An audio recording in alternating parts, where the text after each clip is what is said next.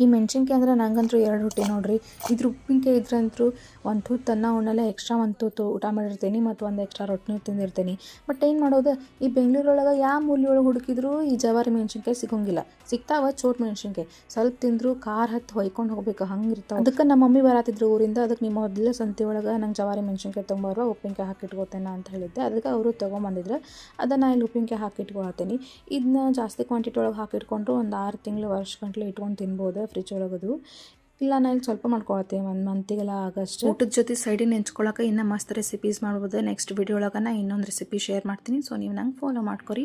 ಹಂಗೆ ಈ ಉಪ್ಪಿನಕಾಯ್ದ ರೆಸಿಪಿ ಇಷ್ಟ ಆದ್ರೆ ಸೇವ್ ಮಾಡ್ಕೊಂಡು ನೆಕ್ಸ್ಟ್ ಟೈಮ್ ಪಕ್ಕ ಟ್ರೈ ಮಾಡಿರಿ. ಈ ಉಪ್ಪಿನಕಾಯಿ ಹಾಕಿ 2 ದಿನ ಇಡಬೇಕು. ಸೊ ಅದು ಉಪ್ಪು ಹುಳಿ ಚೆಂದಾಗಿ ಹೀರ್ಕೋತೈತಿ ಮತ್ತು ಸ್ವಲ್ಪ ಖಾರ ಇದ್ರೆ ಅದು ಮುರಿತೈತಿ.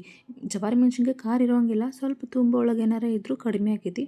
ಸೊ ಈ ಮೆಣಸಿನ್ಕಾಯಿಲ್ಲ ನೀವೇನೇನು ಮಾಡ್ತೀರಿ ನಂಗೆ ಕಮೆಂಟ್ ಒಳಗೆ ಹೇಳ್ರಿ. ಸೊ ಅದ್ರ ಡೀಟೇಲ್ ರೆಸಿಪಿನ ಕ್ಯಾಪ್ಷನ್ ಒಳಗೆ ಹಾಕಿನಿ, ಚೆಕ್ ಮಾಡಿರಿ.